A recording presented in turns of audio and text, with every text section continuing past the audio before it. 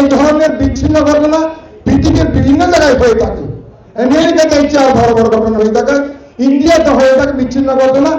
এটার জন্য কিন্তু দলের কোনো নেতৃবৃন্দ দায়ী হতে পারে না। আজকে তারা আমাদের নেতা তারেক রহমান সাহেব, জিয়া রহমান সাহেবের, বেগম খালেদা জিয়ার ফটো নিয়ে যে ধরনের কাজ করছে এবং যেগুলিতে নিন্দনীয় কাজ, এগুলি থেকে আমরা অবশ্যই কোনো অবস্থানে আমরা এগুলিকে প্রশ্রয় দিতে পারি না। আমরা আশা করি তারা এগুলি থেকে বিরত থাকবে। দেশকে নিয়ে ষড়যন্ত্র চলছে।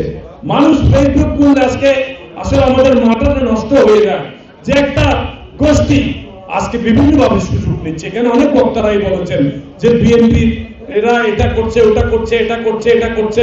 যে আমরা বারবার বলছি এটা সতর্ক থাকতে হবে। কেন যে আমরা 16-17 বছর আন্দোলন করে একটা অধ্যায় পার করে এসে আরেকটা অধ্যায়ে প্রবেশ করেছি, সেখানে আরো কঠিন। কারণ রাতারাতি যারা আমাদের যুবপথ আন্দোলনের যারা সহযোগী সংগঠন ছিল, রাজনৈতিক দল আন্দোলনের নামে যারা সবসময় ঘোষণায় ছিল, বাস্তবে রাজপথে ছিল না, তারাই আন্দোলনকে হাইজেক করে নিজেরাই আন্দোলনের মালিক করে দেওয়ার চেষ্টা করছে। এটা হচ্ছে বাস্তবতা।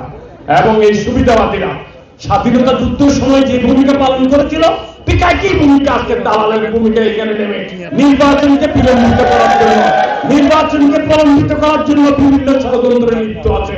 যে ঘটনা ঘটেছে, যে মৃত্যুটা হয়েছে, এটা অত্যন্ত মর্মান্তিক, দুঃখজনক। টানা সপ্তমবারের মতো বেস্ট টিস্যু পেপার ব্র্যান্ড হিসেবে স্বীকৃতি পেয়েছে বসুন্ধরা টিস্যু। এটা বিএনপি কখনো মেনে নিতে পারে না।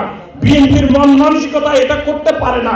আমি মনে করি এটা বিএনপি কখনো সাপোর্ট করে না, আমরা করবো না এটা। কিন্তু একটা জিনিস মনে রাখবেন, একটা জিনিস সবসময় মনে রাখবেন, বিএনপির দুর্দিন এখনো শেষ হয়ে যায় নাই। বিএনপির কঠিন সময় এখনো পার হয় নাই। পাথরের সংস্কৃতি মধ্যযুগীয় নাকি বিএনপি ফেরত এনেছে, বিএনপিকে আকার নিতে করেছে।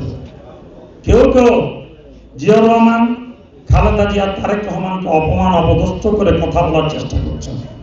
আমাদের দলের সর্বোচ্চ নীতি নির্ধারকরা বলেছে ধৈর্য ধরার জন্য। আমরা ধৈর্য ধরে আছি এই কারণে যে নির্বাচনকে এরা চায় বিএনপি যদি মাঠে নামে নির্বাচনটা পিছিয়ে যাবে, তারা ক্ষমতা ভোগ করবে, জামাত ইসলামী ক্ষমতা ভোগ করবে। আপনারা দেখবেন বিভিন্ন জায়গায় জামাত ইসলামী কিন্তু ক্ষমতা এনজয় করছে।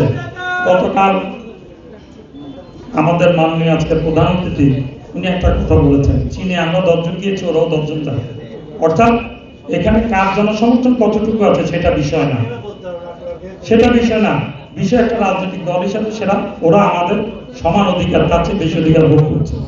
এই কারণে আমরা এখন থেকে আমাদের অবস্থানটা পরিষ্কার, যে কোনো উপায়ে শান্তিপূর্ণভাবে আমরা অবস্থান করব। আগামীতে যেন সুষ্ঠু এবং অবাধ নিরপেক্ষ নির্বাচন করা সম্ভব।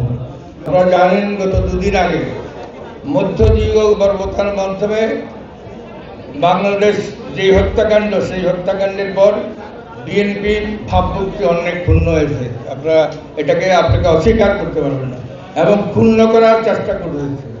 আমাদের নাজিবুর রহমান সাহেব একটু আগে বলেছেন কারাই এই ক্ষুণ্ণ করার সাথে জড়িত। তা আপনাদেরকে এই ব্যাপারে কারণ আপনারা এখানে স্মরণ সভা স্লোগান দিচ্ছেন, এটা অবাক বিশ্বে তাকিয়ে থাকার কথা।